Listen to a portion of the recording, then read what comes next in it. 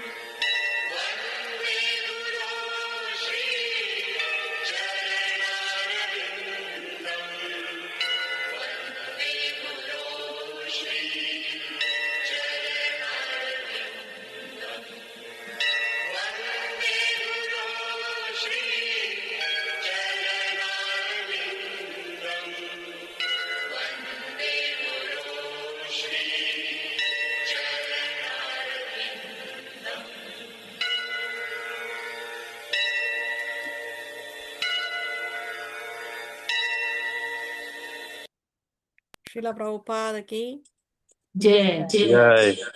Jai. Om Ajnanatirmirandasya Jnananjana Shalakaya Chakshurun Militam Yena Tasmai Shri Gurave Namaha. Nama Om Vishnu Padaya Krishna Prestaya Bhutale Srimate Bhaktivedanta Swamin Iti Namine. Namaste Saraswate Deve Gauravani Pracharine Nirvishesha Shunyavadi Paschatya Deshatarine. Shri Chaitanya Manobhishtam Sthapitam Yena Bhutale Swayam Rupa Kadamahyam Tadati Swa Padantikam Vandeham Shri Guru Shri Yuta Padakamalam Shri Gurun Vaishnavamscha Shri Rupam Sagrajatam Sahagana Raghunatanvitam Tam Sajivam Sadvaitam Savadutam Parijana Sahitam Krishna Chaitanya Devam Shri Radha Krishna Padan Sahagana Lalita Shri Vishakhanvitamscha. He Krishna Karuna Sindhu Dina Bandhu Jagatpate Gopesha Gopika Kanta Radha Kanta Namostute Tapta Kanchana Gaurangi Radhe Vṛndāvaneshwari Vrishabhanu Sute Devi Pranamami Hari Priye Vancha Kalpataruvyaschа Kripa Sindhuvya Evacha Patitanam Pavanebhyo Vaishnavebhyo Namo Namaha. Jai Shri Krishna Chaitanya Prabhu Nityananda Shri Advaita Gadadhar Shri Vasati Gaura Bhakta Vrinda. Hare Krishna Krishna Krishna Hare Hare Hare Rama Rama Rama Hare Hare. Om Namo Bhagavate Vasudevaya. Om Om Namo Namo Bhagavate Bhagavate Vasudevaya. Vasudevaya. Om Namo Bhagavate Om Namo Bhagavate Vasudevaya. Vasudevaya. Om Om Namo Namo Bhagavate Bhagavate Vasudevaya. Vasudevaya. Om Namo Bhagavate Vasudevaya. Om Namo Om Om Namo Namo Bhagavate Bhagavate Vasudevaya. Vasudevaya. Om Namo Bhagavate Vasudevaya.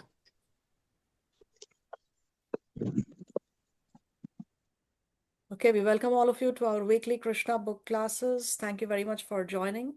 We have with us here today Deepa Vijay Kumar, Divina, Hari, Joli Nandwani, Kamala Nandini Mataji, Lavina Dadlani, Meenakshi, N.C. Venkachari. We have Auntie Neeta. My husband is there. My parents are there. Then we have Ritu Lalwani, Romi. I don't know who is SDL. Then we have Lavina Ramchandani, Shailesh Latkar, Yes. Mr. Shantaram. SDL is Shailesh. Yeah. Okay. Yeah. Okay. Thank you.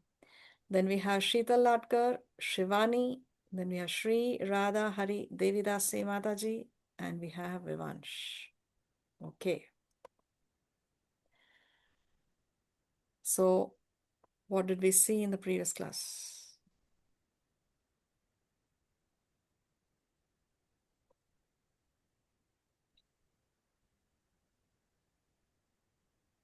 Worshipping Govardhan Hill.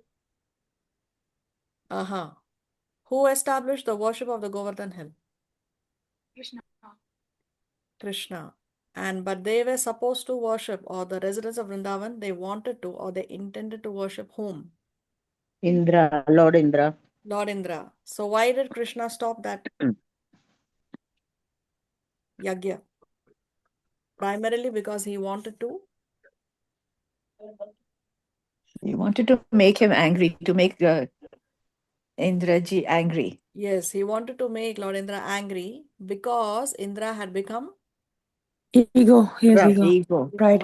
he had become He very was a little proud. puffed No? up. Yeah, because of his false ego, he had become very proud, and he began to think that he is a supreme controller.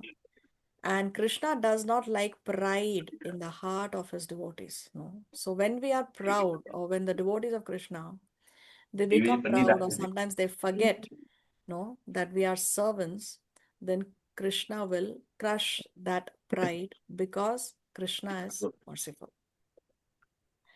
Okay, so of course now they did the yagya for Govardhan according to what Krishna had instructed. They made this lavish food arrangements, and then they all circumambulated the Govardhan hill. And just as how Krishna had instructed them, they had performed the Govardhan puja.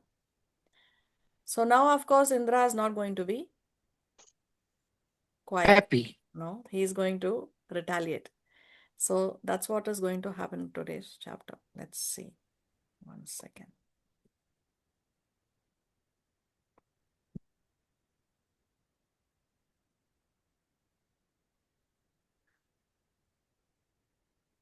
Can you all see the screen?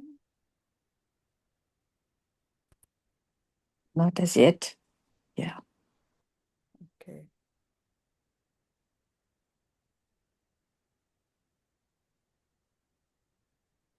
So today, by the mercy of Sri Guru and Sri Krishna, we will be seeing chapter number 25 from the Krishna book, titled Devastating Rainfall in Vṛndāvana. So this is Indra's retaliation. When Indra understood that the sacrifice which was to be offered by the coward men in Vrindavan had been stopped by Krishna, he became angry, and he vented his anger upon the inhabitants of Vrindavan, who were headed by Nanda Maharaj, although Indra knew perfectly well that Krishna was personally protecting them. As the director of different kinds of clouds, Indra called for the Samvartaka. This cloud is invited when there is a need to devastate the whole cosmic manifestation. The Samvartaka was ordered by Indra to go over Vrindavan and inundate the whole area with an extensive flood. Demoniacally, Indra thought himself to be the all-powerful Supreme Personality. When demons become very powerful, they defy the Supreme Controller, the Personality of Godhead. Indra, though not a demon, was puffed up by his material position, and he wanted to challenge the Supreme Controller. He thought himself, at least for the time being, as powerful as Krishna. Indra said, "Just see the impudence of the inhabitants of Vrindavan. They are simply inhabitants of the forest, but being infatuated with their friend Krishna, who is nothing but an ordinary human being, they have dared to defy the demigods." So Indra is very, very angry. He is puffed up. And actually, he is proud, but he is thinking that these inhabitants of Vrindavan, they have become very proud. No? And they are being infatuated with their friend Krishna. And he is seeing Krishna now as an ordinary human being. And the Srimad Bhagavatam actually describes that Indra described Krishna as a talkative, arrogant, and foolish boy. This is how Indra has described Krishna.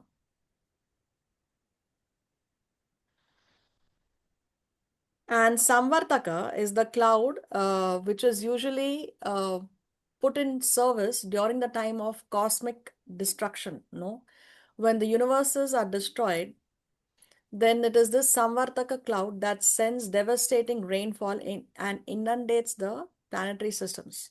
So Indra has sent this particular cloud to drown the inhabitants of Vrindavan. Indra's intention was he wants to completely wipe out Vrindavan from the map. That was his intention. No, he wanted to kill all those who are residing in Vrindavan, including the human beings, the Vrajavasis, the cows and all other animals and all other living entities. That was his intention. So he has sent this devastating cloud.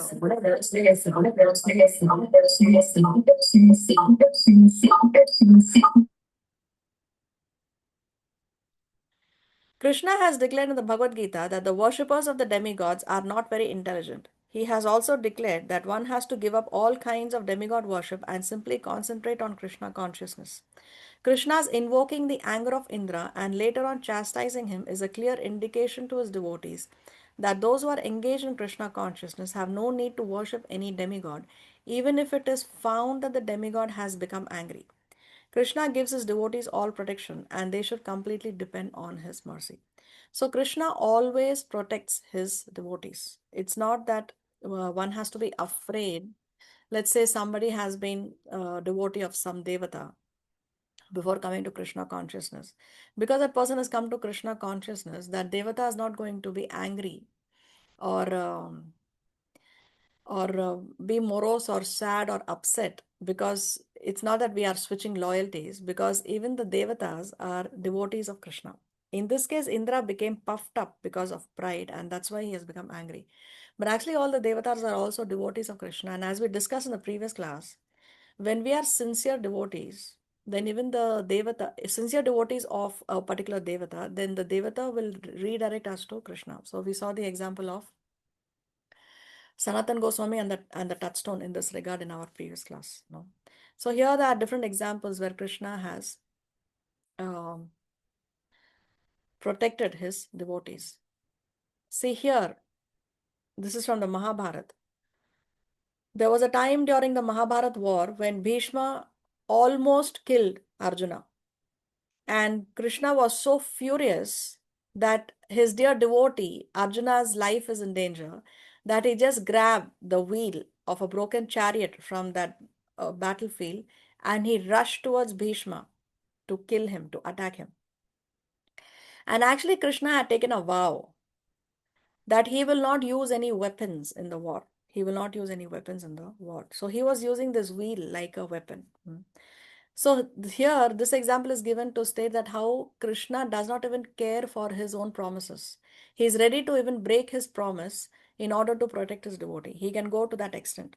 See, for a Kshatriya especially, and that too in the previous ages, the word of honor was very, very important. Whatever they speak, they have to honor it. And it was very, very important for them to honor their words. It was a matter of pride for them. And in this case, Krishna, he did not even care about breaking his promise. His only concern was, I have to protect Arjuna. So Krishna can break his own promises for the sake of his devotee. This example is again from the Mahabharata, when actually Draupadi had a Akshay Patra, a vessel which was given to her by the sun god. And this vessel had the potency of multiplying the food, the grains in the pot, as long as Draupadi does not eat. So it would give an unlimited supply of food until Draupadi ate. And it so happened that Duryodhan had sent Durvasa Muni along with his 10,000 disciples to Yudhishthir, because Duryodhan, he actually played a trick. He knew that they are living in the forest and they don't have resources. And Durvasa Muni is known for his anger. And if the Pandavas are not able to attend to him, no, respectfully offer him food, because when you receive a guest, then we offered something to them to eat and drink. So he knew that Durvasa will be angry and then he will curse the Pandavas. That was Duryodhan's plan. And he was able to execute the plan, because yes, Durvasa went there and then Yudhishthira said, yes, please allow us to serve you and your 10,000 disciples. So Durvasa said, okay, we will go to the river and we'll come back after a bath and then we will accept your feast. But where are they going to get it from? Where are they? They are living in the forest. They don't have these opulences and luxuries of the palace. And Draupadi had already eaten, no? So there was no food in the house. And they were all worried that, okay, now Durvasa is going to curse us. So again, it was Kṛṣṇa who appeared there out of nowhere in order to protect them. So what he did, he told Draupadi, you see, there must be something left in the pot. So there was one little grain, and Kṛṣṇa took that grain from that pot and he ate it. And as soon as he ate that one grain, Durvasa and all his 10,000 disciples, they were feeling satisfied. And they were feeling so satisfied, and they didn't come again to the Pandavas. They didn't come to Yudhishthira again because they said, now we will not be able to eat anything, and how will we go there? No. So again, Kṛṣṇa protected his devotees. Then this very, very famous incident, very, very unfortunate incident, the attempted disrobing of Draupadi. This is a classic example that, see, Draupadi was such a powerful personality, no? She is the wife of 5 mighty husbands who have no equal in the universe. Nobody could defeat the Pandavas. She is a queen. Even her father is, she's coming from a royal family, no? Even her father is a king. And she is the queen of a very, very powerful kingdom, no? Hastinapur. Actually, technically, Gandhari is the queen. She's the queen of Indraprastha at that time, not Hastinapur, but Indraprastha. So she has this, all these factors which would seem that yes, she is very much protected, no, because who can harm Draupadi? She is in such a powerful position. But the incident, this particular incident showed that nobody can protect you except Kṛṣṇa. None of her 5 mighty husbands could protect her. Even grandfather Bhishma Dev, even Dronacharya, such great personalities, they are so well educated in Vedic knowledge. In fact, Bhishma Dev is one of the 12 Mahajans, 12 greatest authorities on the science of God. But even he was unable to answer Draupadi's technical question. If really her husband had lost her, because Yudhishthir had already gambled himself away before he lost Draupadi in the gambling match. So Draupadi raised this question that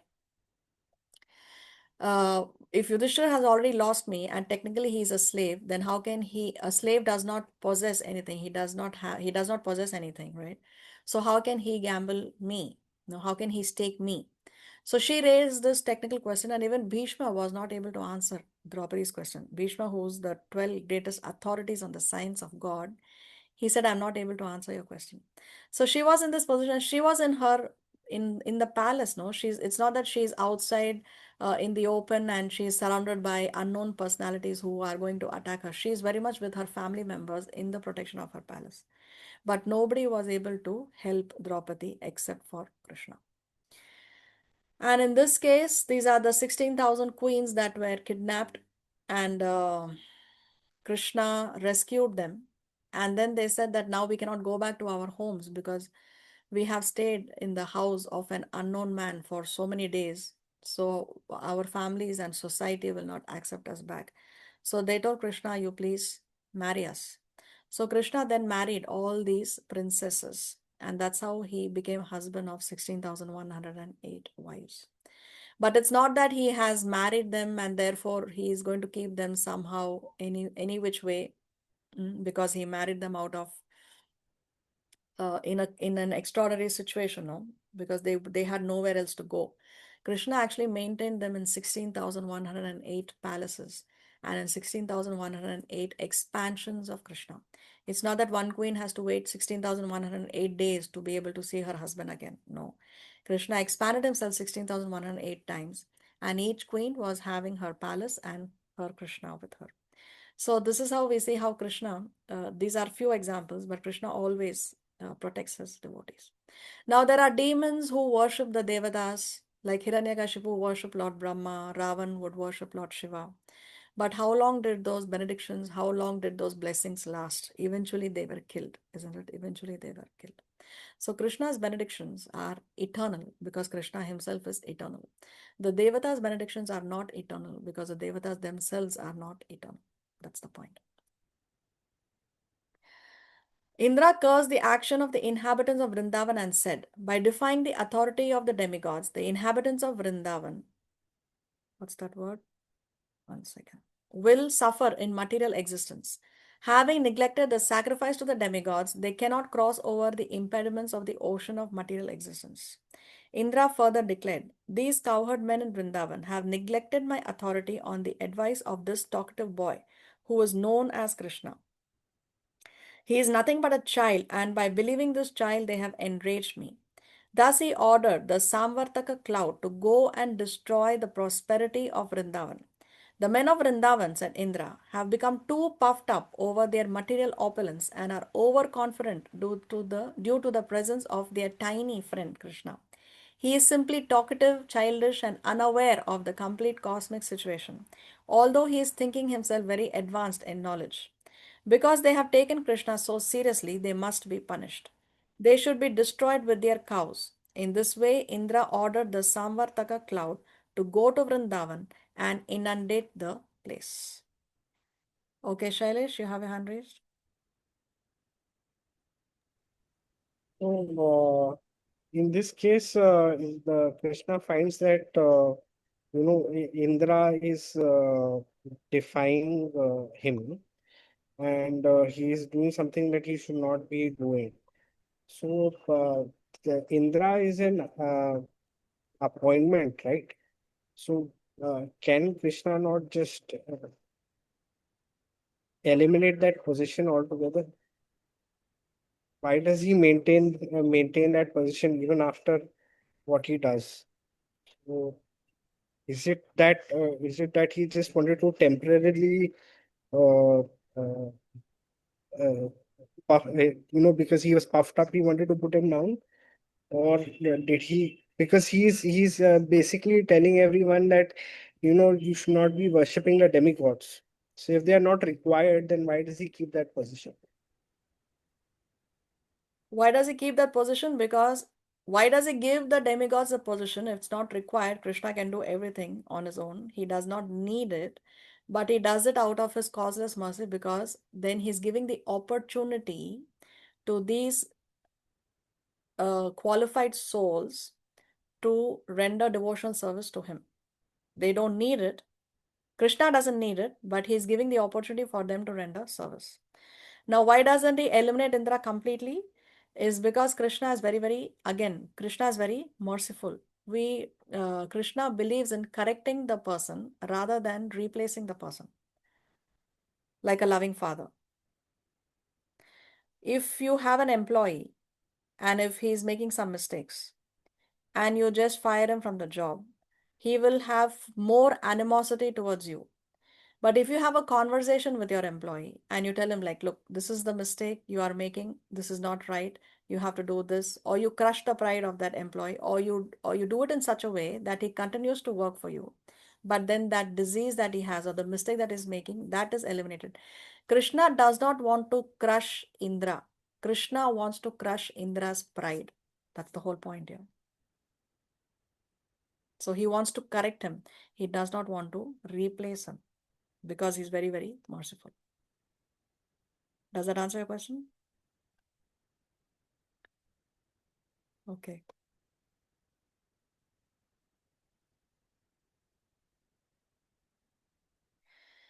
It is indicated here that in the villages or outside the towns, the inhabitants must depend on the cows for their prosperity.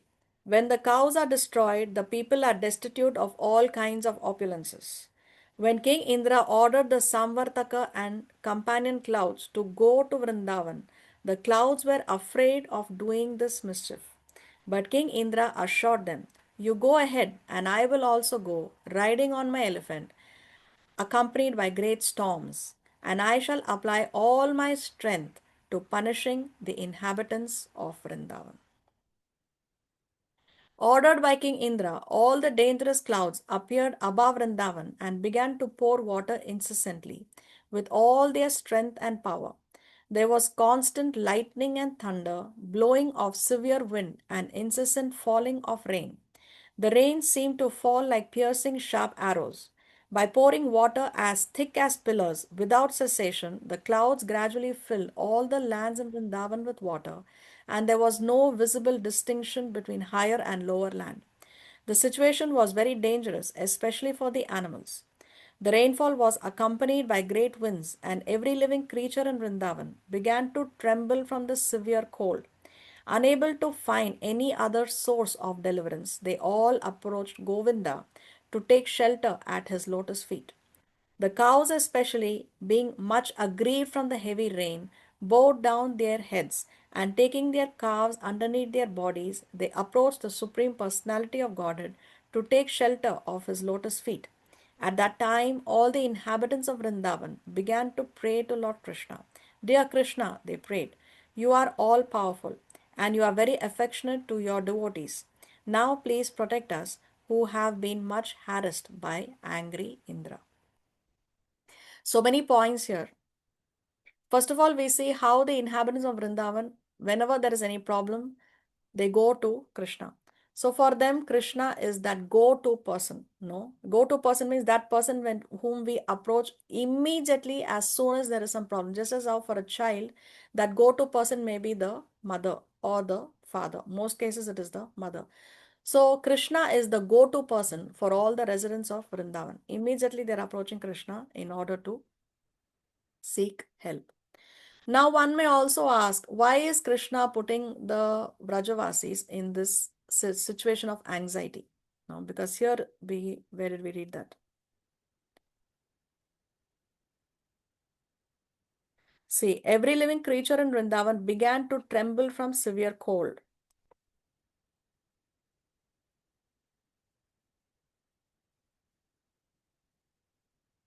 And here, that we have been harassed by angry Indra. So one may ask, why is Krishna making his devotees to undergo this kind of anxiety, this kind of distress? So Srila Vishwanath Chakravarti Thakur, he explains in his commentary that the severe distress Indra apparently inflicted, not that he inflicted, apparently. So from our angle of vision, it appears that yes, they are distressed, no? But actually, a devotee is never distressed, especially when Krishna is personally present. There is no question of any distress. So, he explains that the severe distress Indra apparently inflicted upon the residents of Vrindavan was actually arranged by his Leela Shakti. So, that is his Krishna's pastime potency, Leela Shakti. And why? So that Krishna could fully taste the sweetness of their love. See, just as how, so he himself, Vishwanath Chakravarti Thakur gives this example that how the pain of hunger increases the happiness one feels when you finally get some food. No, normally when we eat food, we may not appreciate that food so much. But if we have been starving and we like really very hungry, and then we get the food, then we appreciate and we enjoy that food even more. In the same way, such leelas, they enhance the sweetness of love between Krishna and the Rajavasis, between Bhakta and Bhagavan. Such leelas enhance the sweetness. And for that sake, Krishna's Leela Shakti arranged this pastime. Yeah, Lavina, you have your hand raised. May I know what was the age of Krishna at this time when doing this Govardhan Leela? He has completed 7 years. Okay, thank you. You're welcome. And Srila Vishwanath Chakravarti Thakur also explains in his commentary that when Krishna went from his home to Govardhan, at that time, Krishna's potency made the rain stop temporarily. So when Krishna went from his home up till Govardhan, neither his clothes nor even his turban got wet. Krishna was completely dry. So his potency stopped the rain temporarily at that time. Okay. Upon hearing their prayer, Krishna could understand that Indra, being bereft of his sacrificial honor, was pouring down rain that was accompanied by heavy pieces of ice and strong winds, although all this was out of season. Oh, actually, there's one point here I forgot to mention. See, the rain that was coming by pouring water as thick as pillars. So the rain was not coming as droplets or, a steady stream of water. It was like pillars. Pillars of water were falling down. That's how thick that rain was at that time. Okay, coming back here. Krishna understood that this was a deliberate exhibition of anger by Indra. He therefore concluded, this demigod who thinks himself supreme has shown his great power, but I shall answer him according to my position and I shall teach him that he is not autonomous in managing universal affairs. I am the Supreme Lord of over all, and I shall thus take away his false prestige which has risen from his power. The demigods are my devotees, and therefore it is not possible for them to forget my supremacy. But somehow or other he has become puffed up with material shower, and thus is now maddened. I shall act in such a way as to relieve him of this false prestige. I shall give protection to my pure devotees in Vṛndāvana, who are at present completely dependent on my mercy, and whom I have taken completely under my protection. I must save them by my mystic power. Thinking in this way, Lord Krishna immediately picked up Govardhan hill with one hand, exactly as a child picks up a mushroom from the ground. Thus he exhibited his transcendental pastime of lifting Govardhan hill. Lord Krishna then addressed his devotees, "My dear brothers, my dear father, my dear inhabitants of Vrindavan, you can now safely enter under the umbrella of Govardhan hill, which I have just lifted. Do not be afraid of the hill and think that it will fall from my hand. You have been too much afflicted from the heavy rain and strong wind. Therefore, I have lifted this hill, which will protect you exactly like a huge umbrella. I think this is a proper arrangement to relieve you of your immediate distress. Be happy along with your animals underneath this great umbrella." Being assured by Lord Krishna, all the inhabitants of Vrindavan entered beneath the great hill along with their property and animals, and they all appeared to be safe. So Lord Krishna has lifted the Govardhan with a little finger of his left hand effortlessly, and he's telling all the inhabitants to come under the Govardhan so that they can be protected. So at that time, it is explained that those people express concern that how can this Govardhan, which is 3 miles across, no, it's only 3 miles across, so how can all of us fit in? So Nanda Maharaj has 900,000 cows, and then there are several calves, and there are several bulls, and there are several other animals, and there are all these gopas and the gopis, all these residents of Vrindavan. So how is it possible that the Govardhan, which is only 3 miles across, give all of us protection? Hmm. So Srila Vishwanath Chakravarti Thakur explains that actually Govardhan was expanding out of joy. Govardhan was so ecstatic. Govardhan was feeling so happy, so joyous that Govardhan was expanding out of ecstasy, and it expanded to 32 miles. So Govardhan went from being 3 miles to 32 miles across, and therefore it was able to give protection to all these living entities. And it is described that when Krishna lifted Govardhan, the mountain extended beyond the clouds. The mountain was so high, it extended beyond the clouds. And wild hogs, deer, and other animals, and the birds, they all climbed up to the peak of the Govardhan, and they were all feeling very, very blissful. They didn't experience even the slightest distress, it is described. And when Indra's servant went and informed Indra that there is no effect of these thunderbolts, and in fact they tell Indra that even one leaf on the Govardhan has not been affected by all these thunderstorms. No, even one leaf on Govardhan has not been affected. Even one ant is not feeling any distress on Govardhan. They go and tell Indra like that.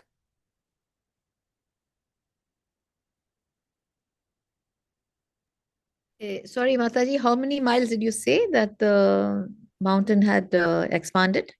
32 miles.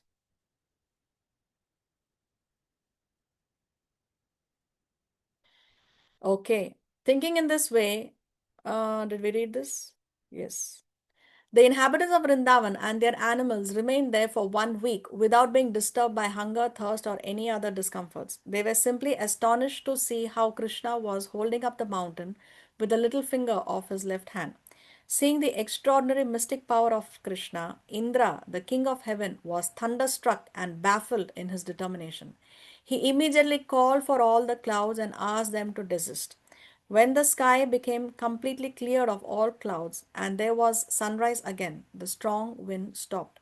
At that time, Krishna, the Supreme Personality of Godhead, known now as the lifter of Govardhan hill, said, "My dear cowherd men, now you can leave and take your wives, children, cows, and valuables because everything is ended. The inundation has gone down along with the swelling waters of the river."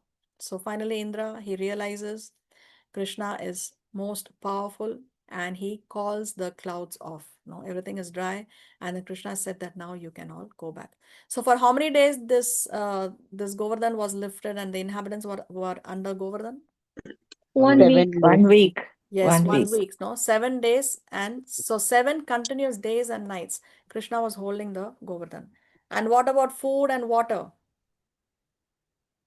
for They them? They didn't feel didn't hungry need or thirsty. They did not feel any hunger or thirst or any discomfort under the Govardhan hill. In fact, it is described that they were feeling so blissful because they were all looking and admiring at Krishna. No? So they were all very, very happy. See, Krishna, he is very smart. With one pastime, he will achieve many results. So by lifting this Govardhan and this entire Govardhan Leela, on one hand, he has crushed the pride of Indra. On the other hand, he is giving pleasure to all the residents of Vrindavan. It is described that Krishna, when he would go to the forest to herd the cows and the calves, then the gopis would feel separation from him. The gopis would miss him and the gopis would lament in his separation. And when Krishna was with the gopis, then his Gopa friends, they would lament, they would feel separation. So Krishna wanted to give pleasure to all of them together. So when Krishna lifted the Govardhan and all the residents of Vrindavan were under the hill, he is simultaneously giving pleasure to all the residents of Vrindavan. So nobody is feeling any separation from him. So he's also achieved this. In this Govardhan Leela, we can see all the 5 rasas because all the residents are there. No? So all the 5 rasas are there in this Govardhan Leela. And Govardhan himself is in the Dasya Ras. We'll see one shloka later from the Chaitanya Charitamrita as well as from the Srimad Bhagavatam at the end of this class, where Govardhan is described as the best servant. So Govardhan itself is in the Dasya Ras, and then the other rasas or the devotees of all other rasas are there with him there in that Leela pastime. So Damodar Leela is one such pastime and Govardhan Leela is another such pastime where all the 5 rasas can be seen in that one particular Leela. So Krishna, of course, he is physically very strong. We can see how he lifted the Govardhan. Because see, usually for most human beings, the right hand has more strength than the left hand. And of all the fingers in our hands, the little finger is the weakest. No, it has the least strength.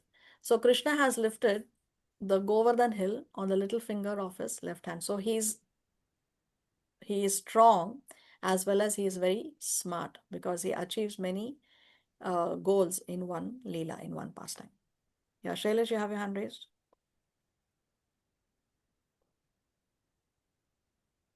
So we see that Lord Brahma did something uh, similar, not exactly same, but he did something similar. But then the description or the things that Krishna says about Lord Indra are rather more harsh, let's say. So why is that? Because Brahma only kidnapped the inhabitants. He kidnapped the Gopa friends and the calves, but he did not try to harm them. But Indra has tried to actually destroy them. That's why. So it's more serious crime. And when it comes to his dear devotees, then Krishna is going to be that much more heavy on them.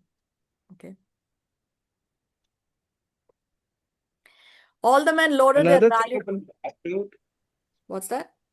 is that another thing I wanted to ask is that in this chapter it doesn't show how Krishna chastises him, Indra.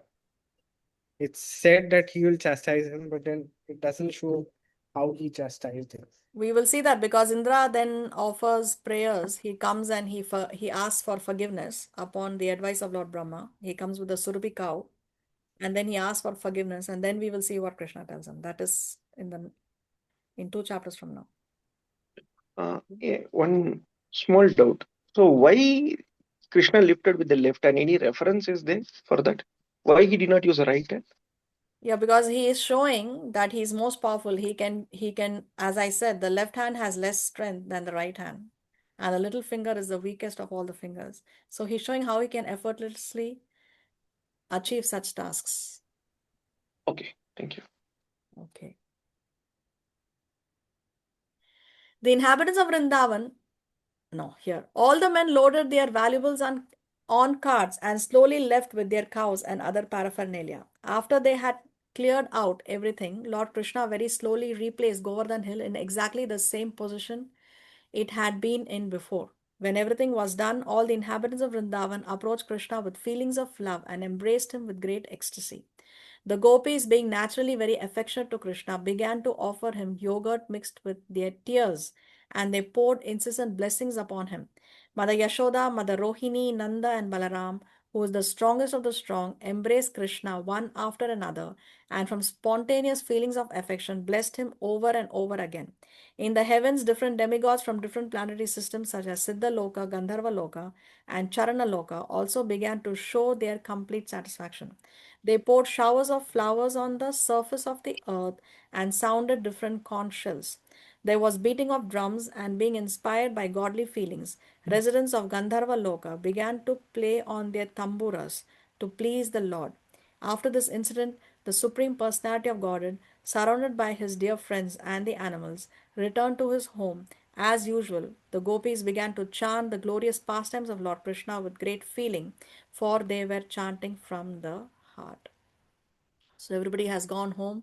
Krishna is reciprocating with everyone, the elders, his friends, those who are younger to him, and even those who are in the higher planetary systems. They are also showering flowers. No, they are also celebrating this particular Leela of Krishna. And it is described that the gopis especially were very happy, the young gopis, because out of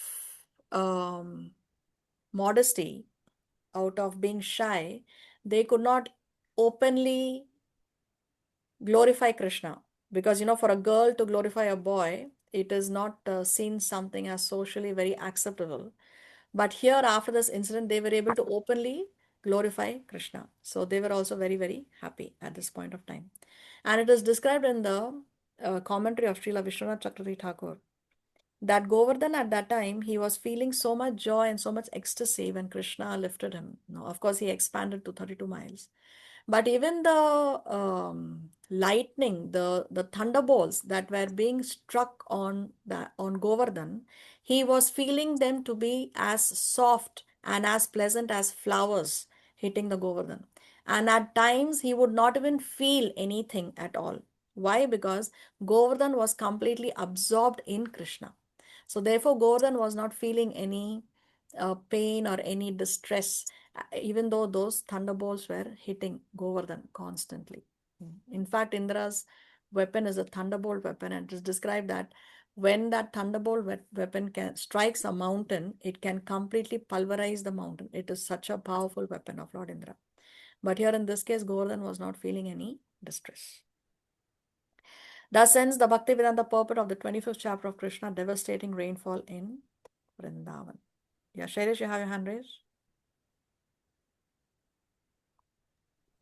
Yeah, I get the feeling that yeah, despite the fact that Krishna is a 7-year-old and he was able to lift the entire Govardhan hill on the little finger of his left hand, there is no change in the behaviors of the people of Vrindavan towards him. Like their love doesn't change to reverence, which is what I would think that would happen, because if you see someone who is that powerful uh, and who does that so effortlessly for so long, uh, I mean, one would think that the love would change to reverence.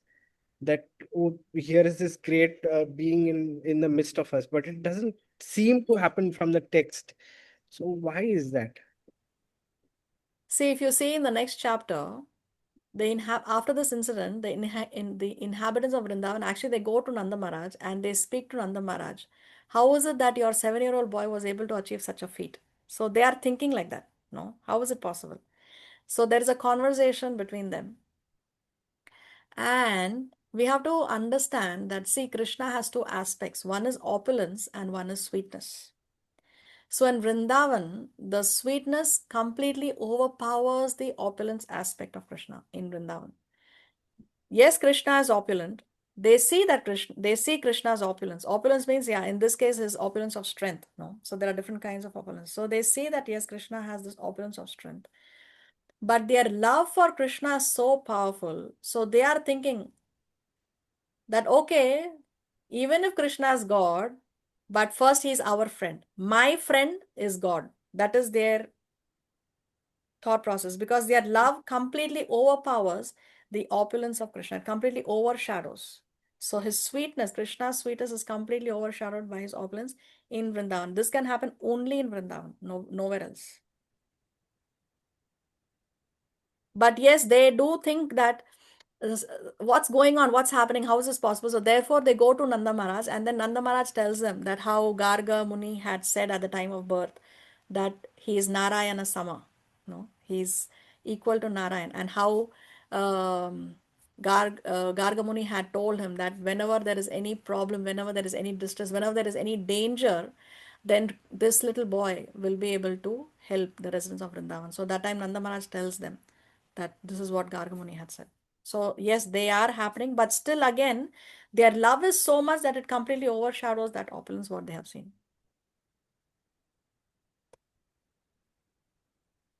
So I wanted to add a little bit more. In the Srimad Bhagavatam, actually this verse also appears in the Chaitanya Charitamrita. In this verse, Govardhan is described as Hari Dasa Varyo. Hari Dasa Varyo means, where is that? Here, he is the best among the servants of the Lord. Hari Dasa. Hari Dasa, he is the Das of Hari, but he is Varyo. He is the best among the servants of the Lord. Now, why is he the best among the servants of the Lord? Why is Govardhan Hill the best? Is because, let's read the translation. Of all the devotees, this Govardhan Hill is the best. O my friends, this hill supplies Krishna and Balaram, as well as their calves, cows, and cowherd friends, with all kinds of necessities, water for drinking, very soft grass, caves, fruits, flowers, and vegetables. In this way, the hill offers respect to the Lord, being touched by the lotus feet of Krishna and Balaram. Govardhan Hill appears very jubilant. So Govardhan, as a devotee, is not only rendering service to the Lord, but is also rendering service to the devotees of the Lord, also rendering service to the associates of the Lord. He is rendering service to Krishna and Balaram, as well as the calves, cows, and cowherd friends. So this is one thing. We have to always remember that yes, we have to serve Krishna, but Krishna is even more pleased when we serve the devotees of Krishna, when we serve the Vaishnavas. So Vaishnava Seva is actually more important than even Seva to Krishna, because that pleases Krishna even more. So one is this. And another thing is here, how does Govardhan Hill perform this service? How does he perform this Seva to Krishna and his calves, cows, and cowherd boys? See here, Rama Krishna Charana Sparsha Pramodaha. Pramodaha means he does it very jubilantly, he does it very happily, he does it very joyously. He's very happy to render those services. It's not that he is complaining, it's not that he's not pleased by having to do all this service or having to serve the Lord like a menial servant. Actually, our position is that of servants of the Lord. So when we render services, we should do it in a joyful, jubilant, and a pleasant mood. That is also very important. We may be doing a lot of services, but if we complain, oh my Lord, why me? I'm so stressed. I don't have time to even eat food. I don't even have time to get proper sleep. Then if we are complaining, then we are not Haridasa Varyo. Then we are not the best of the servants of the Lord. If we want to be the best of the servants of the Lord, then we should render service to the Lord, to the devotees of the Lord, and we have to do it in a jubilant way. This is the lesson we learned from Govardhan, how to serve. See, another thing important is about the pride that Krishna crushed in Indra. Because we may have a lot of material assets. No, we may be very beautiful, or we may be youthful, or we may have a lot of strength, we may have a lot of fame, or we may have a lot of power or contacts, or we may have a lot of wealth. But if we are proud of all our material possessions, then we will not be able to approach Krishna.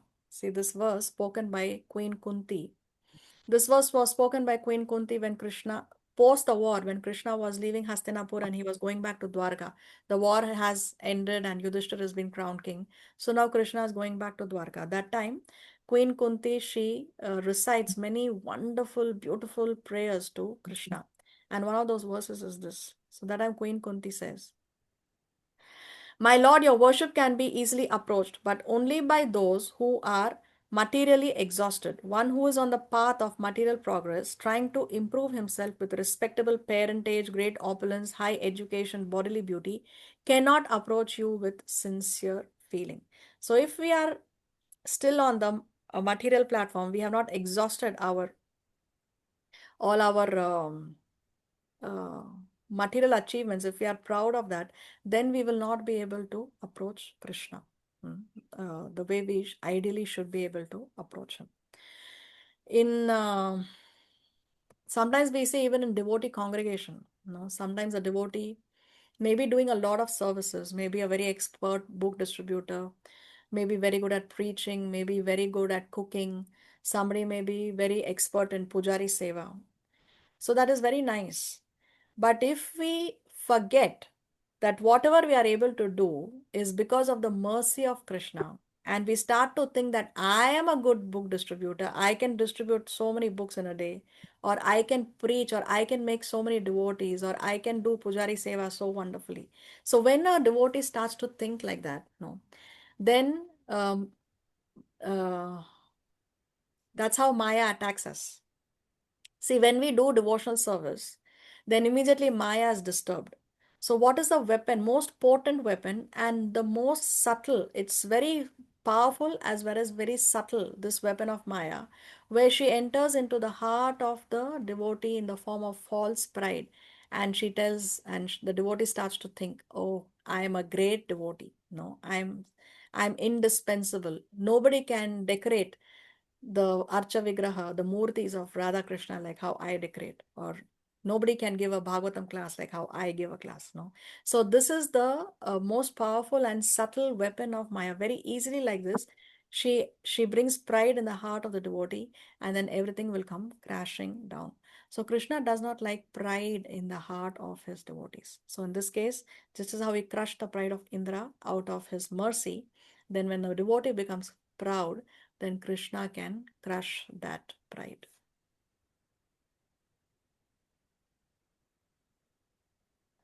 On this note, by the mercy of Sri Guru and Sri Krishna, we come to the end of today's presentation. Srila Prabhupada ki Jai.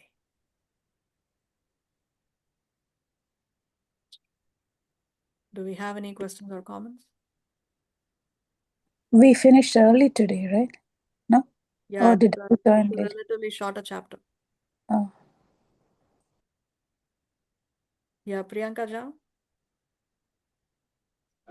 Okay, Hare Krishna Mataji, Vṛndāvana. Hare Krishna. Actually, is there a numerical value of the strength of Krishna's little finger? Numerical I heard value? that it was written like 10,000 elephants. Yeah, Oh, 10,000 elephants equal to one Indra, that something like that. I have never heard that. I don't know. I cannot answer Okay, this question. I Mataji. haven't heard it. I'm sorry. No problem, Mataji. Okay. If Actually, you know, if you remember have any something like Shastric that. That is reference, why I was asked. if you know and you get to hear this from a bona fide authority or from Shastric reference, please share with us. Very interesting. Okay, Mataji, I will. I heard a long time back somewhere before coming into Krishna consciousness.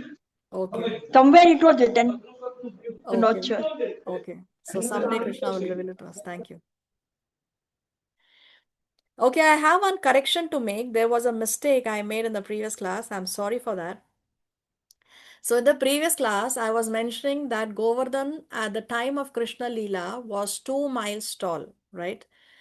But I misread, no? What the book says, I realized it later when I went and reread that section, is that Govardhan was 2 miles tall at the time of Krishna Leela, but in some places, it is not the length of the highest peak of Govardhan mountain. So at some places, Govardhan was 2 miles tall at the time of Krishna lifting the Govardhan hill, or at the time of Krishna engaging in those pastimes, because he wanted to facilitate, or that height of Govardhan of 2 miles facilitated Krishna to go to Govardhan and perform those leelas with his cows and calves and gopa friends, no? So that's why in some places it was 2 miles tall.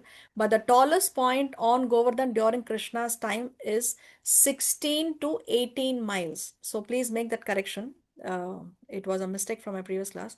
So the highest length of Govardhan at the time of Krishna Leela was 16 to 18 miles. In some places, it was 2 miles tall to facilitate Krishna's Leelas. And currently, as we discussed, Govardhan is only 80 feet tall, which is 0.015 miles. So at the time of Krishna Leela, it was 16 to 18 miles tall. And currently, it is only 0.015 miles tall, or 80 feet tall. So this is one correction from the previous class. Okay, Swami, you have your hand raised. Yes, Mataji. Like after the Govardhan Leela, as all the demigods has come to the Vrindavan and offering the flowers and all these things, no? In that case, in that time, the residents of Vrindavan can see the demigods. No, they are not visible. They are showering flowers from above. It's not that they have landed on the ground level. They are showering flowers from above, and they are not visible to the residents of Vrindavan. Okay, Hare Krishna. Hare Krishna. Hare Anything Krishna, else? Mataji. Yes, One thing, Shri. you said, did you say 0.015 miles? Yes, current length, yes. Okay. And the other thing you said, either 32 or 35, the Giriraj extended itself. What was the number, 32 or 35? It 30, extended itself. 32. 32? Sorry? 32. Okay, thank you. You're welcome. Mataji, how it is reducing the size? Because of the curse of Pulatsya Muni. This was homework in the previous class. It's there in the last 5 slides of that of the file I shared in the group. The last 5 or 6 slides, you have that story of that curse. Because of the curse of Pulatsya Muni, Govardhan is reducing by the size of 1 mustard seed. That text says sesame seed. In some other places, it says mustard seed, but it's the same. The measurement is the same. That's how much it is reducing every day. Oh, okay. After 10,000 years of Kali Yuga, Govardhan will completely be invisible from the material angle of vision. So make use. As long as you're in this body, go and have Govardhan Darshan. Have you Sure. been No, I will. I want to go to Vṛndāvana. I want to go here. there? Yeah, so that should be one of the items on your bucket list, right on top. Yeah. Thank you. You're welcome. Okay, are we ready for the exam? Mataji, you just I missed it. You said 32. What was it? 32 again? I didn't understand. So when Govardhan was there during Krishna Leela, it was 3 miles across, right? Oh, But when Krishna lifted Govardhan, Govardhan expanded to 32 miles across. So because it expanded so much out of jubilation, out of ecstasy, there was a lot of space for all these inhabitants to come under Govardhan and take shelter. Thank you. Hare Krishna. Hare Krishna. And one more point I forgot to mention, now I remembered, that one may also question that how is it that it is raining so much and there is no difference between highland and lowland, so the water can seep under Govardhan also. How can the residents be safe under Govardhan? When it's raining so much, when the rain is like pillars, then and everything is being inundated, the rain can go under Govardhan also, isn't it? So it is mentioned that because of Krishna's Leela Shakti, as soon as the water was hitting the ground, immediately it would evaporate. So therefore, it was not going under the Govardhan. Hare Bol. Jai. Okay, now yes, let me share the link 1 second.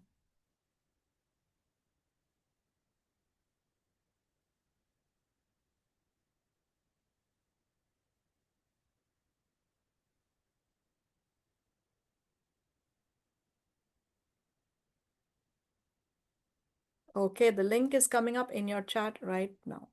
There it goes.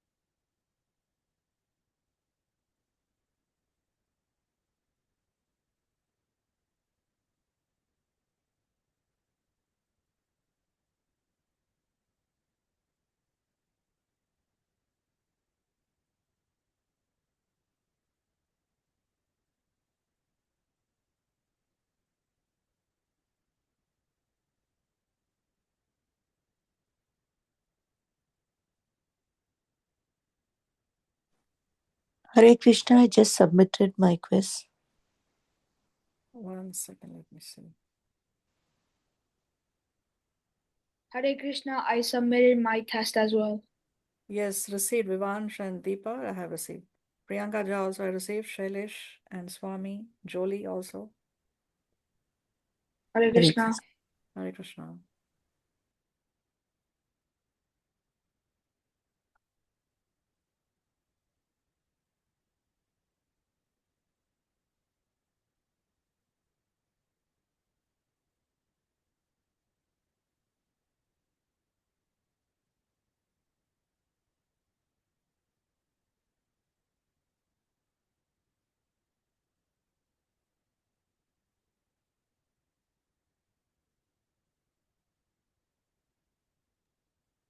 Hare Krishna.